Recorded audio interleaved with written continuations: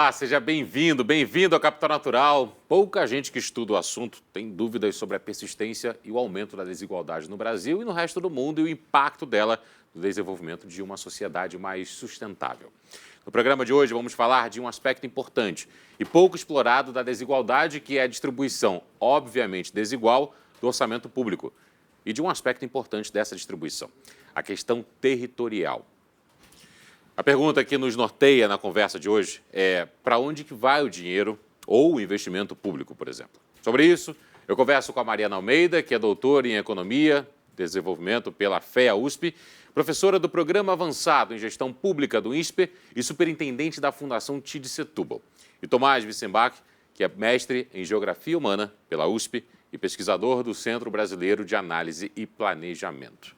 Obrigado pela presença de vocês aqui no Capital Natural.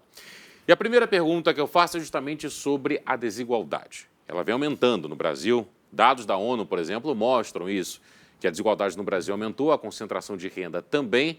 O IDH do Brasil piorou. Hoje, na América do Sul, é atrás de Chile e Argentina, por exemplo. É comparável com países da África subsaariana ou do Oriente Médio. Qual o estado da desigualdade no Brasil? É sempre bom reiterar esse assunto, porque a gente está falando em movimentos terraplanistas nos dias de hoje. Qual é importante falar sobre a desigualdade no Brasil? Bom, acho que a má notícia de que a desigualdade está aumentando, pelo menos traz a desigualdade de volta para a conversa, né? Porque, na verdade, o Brasil é desigual há muito tempo, né? É histórica a desigualdade brasileira e a gente não consegue resolver. Acho que tem questões, você pode olhar a desigualdade sob vários ângulos, né? Tem questões, principalmente questões macroeconômicas da macropolítica que precisam ser mexidas para atuar sobre isso.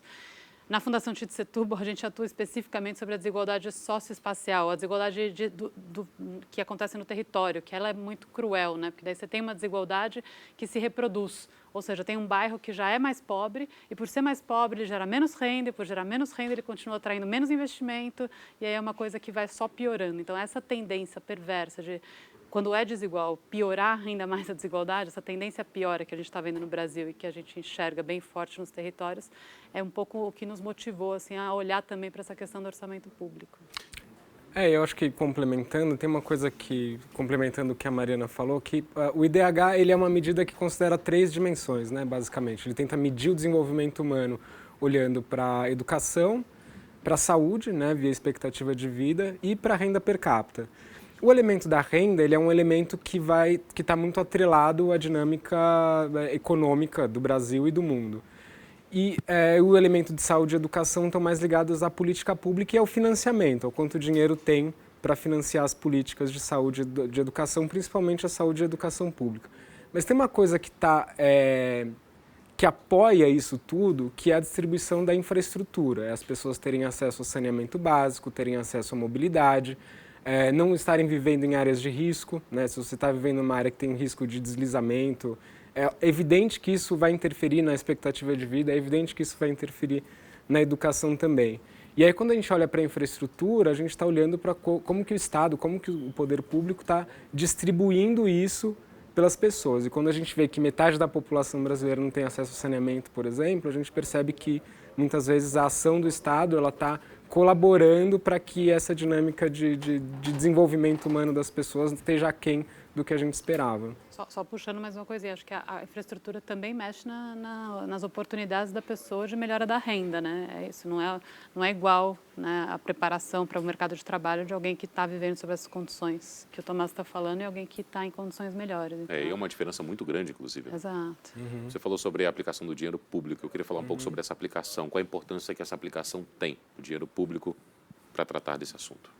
Eu acho que a aplicação do dinheiro público, ela primeiro tem uma função de redistribuir os recursos dentro da sociedade, né? Você arrecada do setor produtivo, você arrecada do patrimônio das pessoas, embora no Brasil seja menos do que se imagina para a gente ter, de fato, uma redistribuição de renda mais adequada, e você redistribui para as pessoas que precisam mais, que estão vivendo em lugares piores, que estão mais distantes das oportunidades, que não têm acesso, cujos pais não tiveram também acesso a uma educação adequada, e ele cumpre essa função de equalizar o ponto de partida, inclusive, que as pessoas podem depois buscar suas oportunidades profissionais, geração de emprego e renda, etc.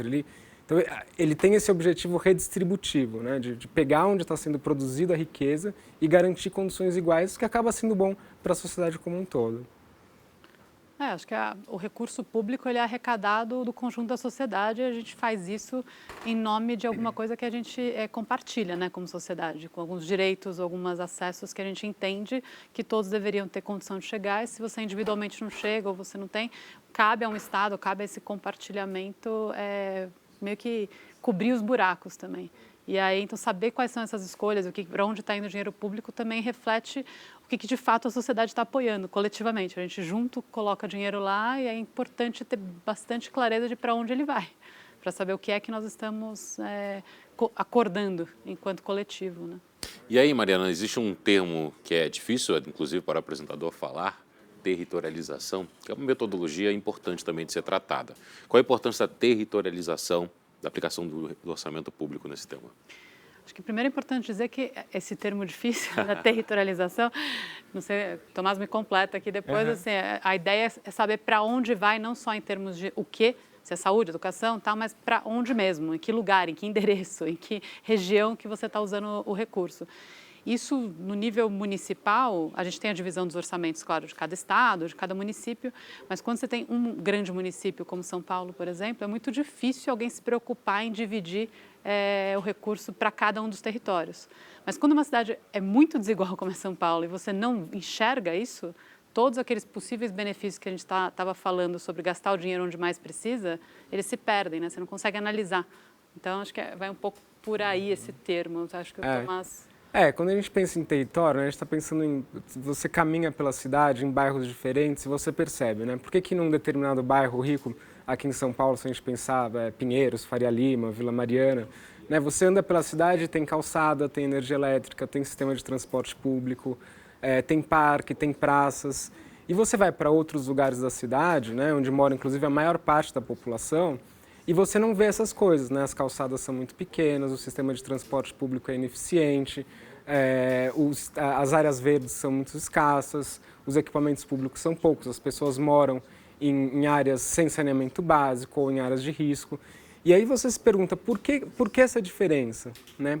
Por que durante muitos anos ou décadas o poder público arrecadou impostos, investiu em alguns bairros e não investiu em outros? Então, a territorialização é a gente olhar hoje, né, e para frente, onde o Estado vai, onde o poder público vai gastar os recursos que são arrecadados, para que ele garanta, ele assegure que todos os bairros da cidade, que todos os habitantes das cidades possam ter acesso a esses mesmos bens que são básicos para a vida urbana, né? Então, a ideia é da gente criar condições iguais para todos os bairros e não repetir esse padrão em qual algumas áreas da cidade receberam muito investimento público e outras áreas ficaram durante décadas e até hoje sem receber esses mesmos recursos. A gente está falando da cidade de São Paulo e ali é uma diferença, por exemplo, morador de cidade de Tiradentes, na periferia, vive 23 anos, em média, a menos do que de uma área rica de São Paulo. E não é um cenário muito diferente, por exemplo, da Lagoa Rodrigo de Freitas para Santa Cruz, na capital fluminense, no Rio de Janeiro, ou de Boa Viagem para Casa Forte, no Recife. É um cenário de várias capitais brasileiras, inclusive, né? E é um cenário que isso demora a ser mudado. E aí eu queria falar um pouco sobre a participação e do cruzamento de dados e como ele pode ser importante também para que a população, a sociedade possa ter consciência de cobrar também. Mas isso depois do intervalo, tá? A volta com Capital Natural, a gente vai falar sobre isso. Até já.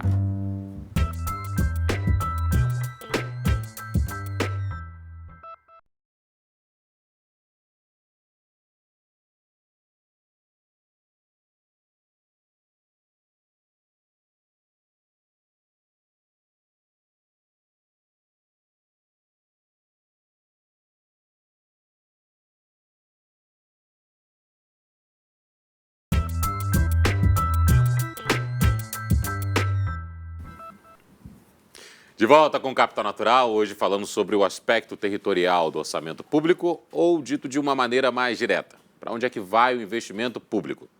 Eu tenho aqui ao meu lado a Mariana Almeida, que é superintendente da Fundação Tid Setúbal, E Tomás Wissenbach, que é pesquisador do Centro Brasileiro de Análise e Planejamento. Voltando a falar sobre desigualdade, sobre essa distribuição de recursos, sobre o cerne de como tudo isso funciona, eu queria falar um pouco mais sobre o trabalho de vocês, pesquisadores debruçados nessa área. Então, a gente, partindo dessa premissa que você pontuou muito bem, né, do tamanho da desigualdade na cidade que chega até a idade média a morrer, né, a expectativa de vida que as pessoas podem ter nascendo num lugar com melhor infraestrutura ou com pior infraestrutura, parece muito evidente que o papel do poder público, em especial da prefeitura municipal, das grandes cidades, é construir, fazer um esforço para reverter esse quadro, reverter esse cenário. Acho que isso é um consenso de qualquer pessoa que se indigne e considere tão injusta essa situação dentro de uma mesma cidade. Só que para fazer isso, os governos precisam, além de marcar o compromisso, né, de colocar o compromisso de investir, de colocar mais recursos públicos nas áreas onde vivem as pessoas que estão em pior situação, a gente precisa ter uma medida concreta, né? Não pode ser só o discurso, né? A gente precisa de números. Então, que o governo forneça números para mostrar, olha, a gente partiu de um diagnóstico da desigualdade da cidade, pegou as regiões mais precárias e investiu mais proporcionalmente nessas regiões. E aí a nossa pesquisa foi tentar achar esses números para criar uma linha de base, um início de trabalho para a gente poder depois medir isso ao longo do tempo. E aí a pesquisa se debruçou sobre o orçamento público, no caso específico da cidade de São Paulo. A gente pegou todas as bases de dados públicas sobre o orçamento e procurou identificar qual é o percentual do gasto público, em especial qual que é o percentual do investimento do governo municipal que informa a localização, que informa onde ele está ocorrendo, né, para ter uma medida de transparência. Afinal, a gente quer saber se os governos são transparentes em relação ao território do gasto, ao território do investimento. É isso que a gente chama de regionalização do orçamento, é você conseguir informar como que o seu gasto, o seu investimento pode acontecer, vai acontecer no território, né, onde você planeja e onde você executa. Para fazer isso, a gente fez uma análise desses dados todos, classificou eles, né, entre aqueles que tinham a localização informada e aqueles que não tinham a localização informadas. Chegamos a uma conclusão que existe um longo caminho para ser percorrido, né, para projeto de lei orçamentária de 2020, só 9,2% dos gastos analisados tem a localização informada, e isso vem, de alguma forma, piorando ao longo do tempo, né? No ano passado, por exemplo, eles informaram 14,5%, e a gente identificou também essa queda, e também procurou, aí, por meio de entrevistas e de análises de caráter mais qualitativo, identificar quais são os caminhos que o governo municipal pode tomar para, de fato, ter esse controle de onde ele está gastando no território e, principalmente, de como ele está se esforçando e se mobilizando para reduzir essa desigualdade enorme da cidade. Acho que para dar um exemplo, a gente está muito acostumado a falar de maneira setorial. Então, no que o governo vai gastar? Vai gastar em transporte, né? E aí fala, gastei tanto em transporte. O gasto em transporte em si, ele pode, por mais que o governo gaste, ele, em vez de ele estar reduzindo desigualdade, ele pode estar ampliando a desigualdade. Então, se ele gasta em transporte, construindo, sei lá, mais corredores de ônibus na área central, ele está entre a área central e as áreas mais favorecidas da cidade, assim, mais ricas.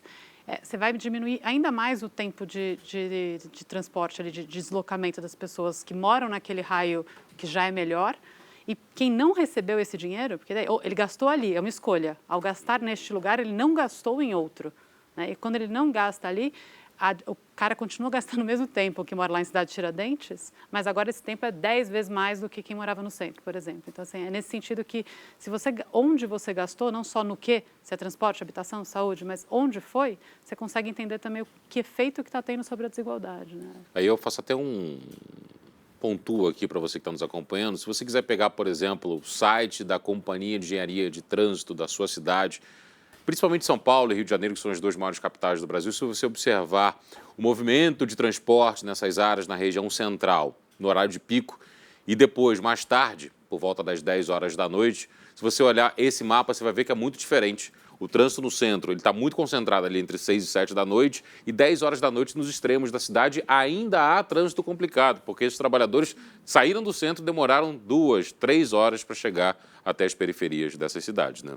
E provavelmente a qualidade do trajeto dele vai piorando conforme ele vai chegando perto de casa. É isso. E a gente entende aí, nessa pesquisa, procurou olhar como é que você faz para o investimento público melhorar essa questão e não piorar.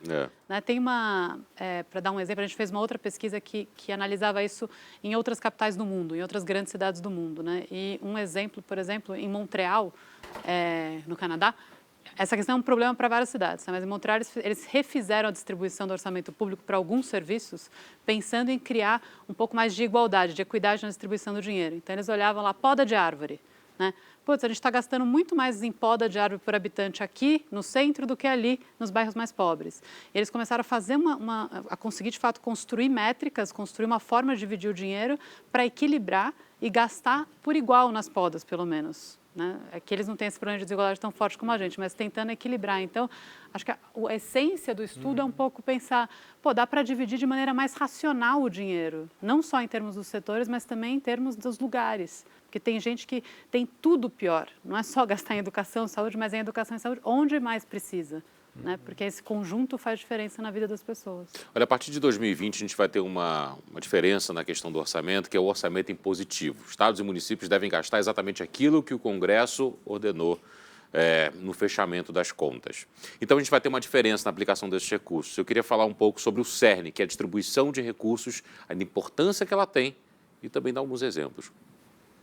Eu acho que essa questão da relação entre o poder executivo e o poder legislativo na gestão orçamentária, ela é uma relação complexa, no seguinte sentido, né? É evidente que o poder executivo ele ganha eleições com um mandato para fazer uma transformação da cidade, do estado, do país, né? E ele tem essa responsabilidade de propor as políticas públicas. Por outro lado, né, a gente defende que o legislativo tem o seu papel de fiscalização, de aprovação de leis e etc., né, de interferir de fato, de votar e aprovar uma lei orçamentária e, ao votar e aprovar, de ter a capacidade de interferir e definir os rumos, até porque muitas vezes eles estão numa relação com as bases, etc. Só que o que acontece é que, às vezes, esse procedimento, né, ele acaba dispersando muito o orçamento público e o efeito do orçamento público na transformação de alguns territórios. Né? Quando a gente tem uma ideia de que se você tem áreas nas cidades ou áreas no país que são muito precárias e que têm muito pouco desenvolvimento, é muito importante que o Estado chegue nessas áreas integrando políticas públicas. Né? Então, você vai fazer, por exemplo, vai resolver a questão da habitação e vai construir projetos do Minha Casa Minha Vida. É importante que isso venha junto com saneamento, com transporte, com equipamentos públicos. Então, o risco que eu vejo, né, nessa nova dinâmica que se coloca é de você fragmentar e dispersar o orçamento público e aí perder essa capacidade de transformação dos territórios. E aí, quando a gente fala disso, a gente está falando também da não aplicação dos recursos de aumento de desigualdade, aumento dos extremos, que é o que nós estamos vendo aqui no Brasil. E quando a gente fala também em parcerias público-privadas, como que isso é visto aos olhos desse tema? Eu acho que, puxando um pouco do que o Tomás vinha dizendo, quando você tem projetos um pouco mais estruturados para cada região, o reconhecimento de um problema de uma maneira coletiva. Então, temos um problema com as áreas vulneráveis. As áreas mais pobres, elas precisam ser atacadas no sentido de resolvidas, precisam ser olhadas de uma maneira mais estrutural. O que falta lá espaço, essa praça, esse corredor. Quando você tem projetos claros, eu acho que facilita para você construir parcerias de ação sobre aquele lugar. Né? Então, assim, um dos problemas grandes, e que tem a ver com o que ele estava dizendo antes, a gente é muito ruim de planejamento, né? A gente tem um arcabouço legal forte, robusto, tem vários ritos, vários momentos entre legislativo e executivo para você olhar qual vai ser a escolha da sociedade, aprovar aquilo, emendar aquilo, resolver, tem tudo isso. Só que, na verdade, todo esse processo, ele tem uma linguagem muito difícil da população compreender, muito difícil de ser publicado, colocado, discutido. E, no fim, tem tanto espaço para você mudar de ideia, mudar o projeto, desistir, abandonar, trocar, que a decisão acaba sendo muito pouco estruturada, muito pouco planejada. Quando o setor privado resolve, será que vai ter aquele corredor de ônibus? Se tiver aquele corredor de ônibus, eu vou investir num empreendimento habitacional, eu vou investir num... Mas ele não sabe se vai ter. Então, ele às vezes não investe. E o projeto não vai. Então, tem muita insegurança de informação. Os projetos não são estruturados, você não tem horizonte que facilite essas parcerias. Você acaba caindo numa coisa... Aí você quase que estimula os piores investimentos, que são os de risco mesmo, né? Tem que ganhar muito em cima do investimento, tem que ganhar... Então, assim, tem muito para a gente aprender. E acho que o exemplo de Montreal que eu dei é pequenininho, mas, assim, o que a gente defende é que tem como fazer algumas opções de distribuição de recursos mais objetivas. Não quer dizer tirar o papel do gestor político, isso não. A política e a democracia estão aí e são importantes, a gente tem que, né, guardar isso. Mas existem formas objetivas de você dar algum horizonte de mais médio prazo. Tipo, pensar, durante um tempo a gente vai destinar mais recursos para algumas áreas que precisam mais desse apoio público. E aí tem fórmula para isso, né? Tem dado para isso, tem informação para isso. Então, vamos fazer isso e olhar para ver se o resultado é o esperado. Acho que Com essa reflexão, a gente encerra o segundo bloco do Capital Natural. Depois do intervalo, a gente volta para falar desse tema tão importante ao longo desse ano de 2020 e para frente também, claro. Até já.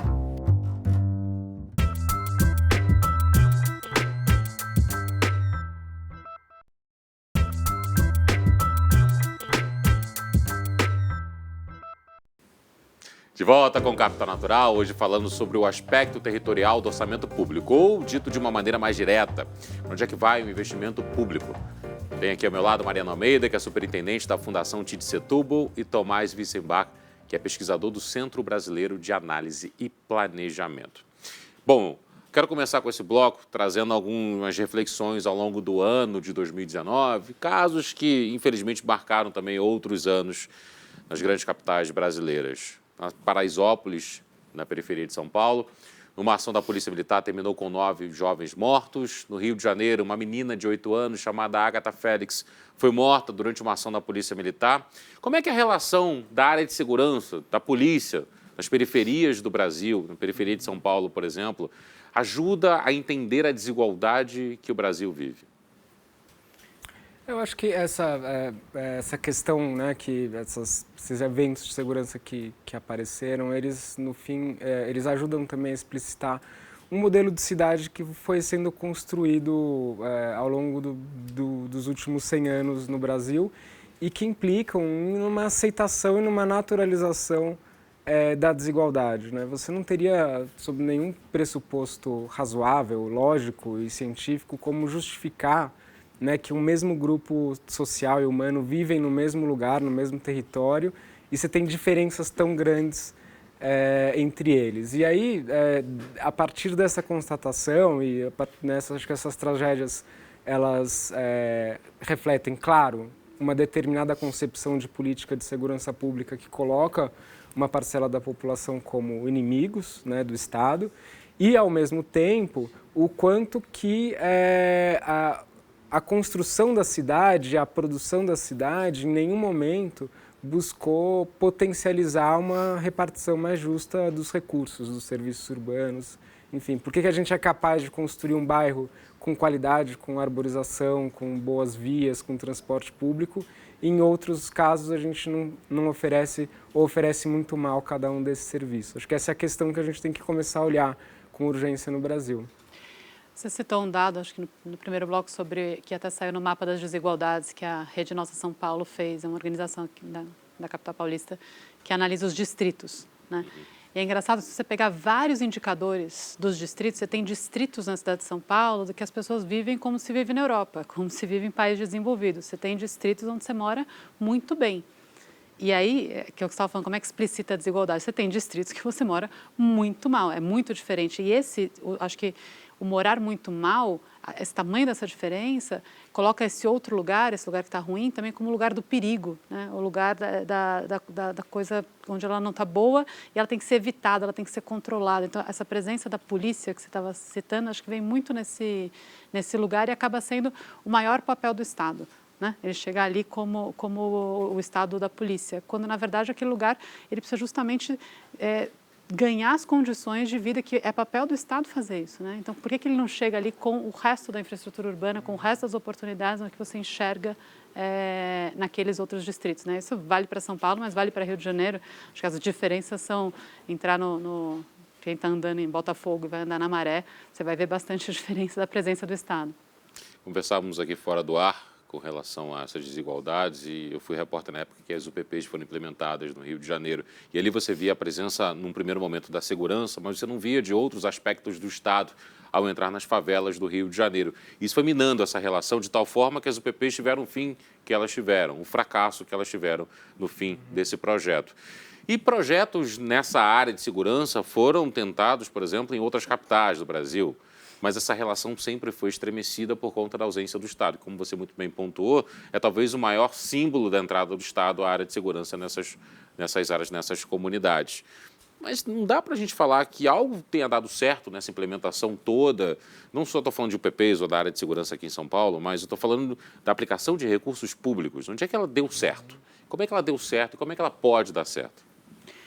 A gente acredita que para dar certo, uma das viradas de chave, e aí a UPP no Rio era um bom exemplo, inclusive tem que ser estudado, a gente só estuda o que dá certo, também tem que estudar o que dá errado e por quê, mas olhar para o território e ter um projeto para ele é como faz diferença, daí a gente se preocupar em saber, porque o Estado, ele está assim, não é só a polícia que chega lá, você tem escola pública e tem gente fazendo trabalhos incríveis em escolas públicas, inclusive nas periferias, que são, a gente não vê essa potência, essa possibilidade, ela é menos noticiada, mas ela existe. Você tem trabalhos na área de saúde, de agentes comunitários de saúde, que fazem um trabalho incrível também nas periferias, e a gente não valoriza isso. Então, olhar os territórios, olhar para o orçamento, enxergar dentro do orçamento para onde ele está indo, até para você achar o que mais que o Estado está fazendo lá e potencializar esse gasto do Estado enquanto, né, um olhar de melhoria de vida, não é só de melhoria da escola, é melhoria da vida daquele lugar como um todo, eu acho que é um pouco do caminho.